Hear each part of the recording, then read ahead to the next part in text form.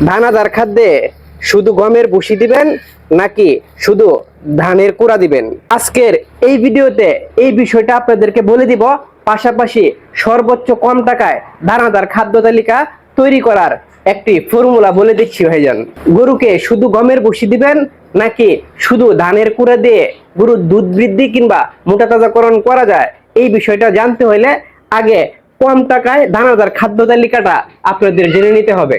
এই দানাদার খাদ্য তালিকার খাদ্যগুলো আপনারা সহজেই আপনাদের লোকাল বাজারে পেয়ে যাবেন। খাদ্য তালিকা তৈরি করতে আপনাকে প্রথমে দিতে হবে গমের ভুসি 30 কেজি, এবং দিতে হবে ভুট্টা ভাঙা 30 কেজি, দিতে হবে সরিষার খৈল 20 কেজি, পাশাপাশি দিতে হবে ধানের কুড়া মাত্র 15 কেজি, দিতে হবে লবণ 1 কেজি, পাশাপাশি দিতে হবে ডিসিপি পাউডার 2 কেজি, দিতে হবে ভিটামিন মিক্স 2 কেজি।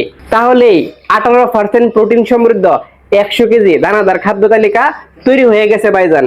আপনারা এই রেশিও অনুযায়ী যদি খাদ্যগুলো কিনেন, দেখবেন খুবই কম টাকার মধ্যে দানাদার খাদ্য তালিকা তৈরি করা হয়ে গেছে। এখন মূল বিষয়টা বলা যাক।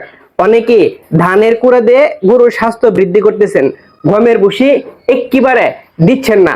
অনেকে আবার শুধু গমের ভুসি দিচ্ছেন, ধানের কুড়া দিচ্ছেন না।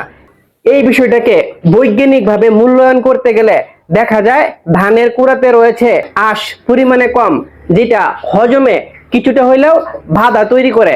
গমের ভুসিতে রয়েছে পর্যাপ্ত পরিমাণ আঁশ, যা হজমে অত্যন্ত সহায়তা করে। গবেষণায় দেখা গেছে দানাদার খাদ্য তালিকায় সর্বোচ্চ আপনি 45% গমের ভুসি অ্যাড করতে পারবেন, এবং আরেকটি গবেষণায় দেখা গেছে দানাদার খাদ্যে আপনি সর্বোচ্চ 35% ধানের কুড়া ব্যবহার করতে পারবেন।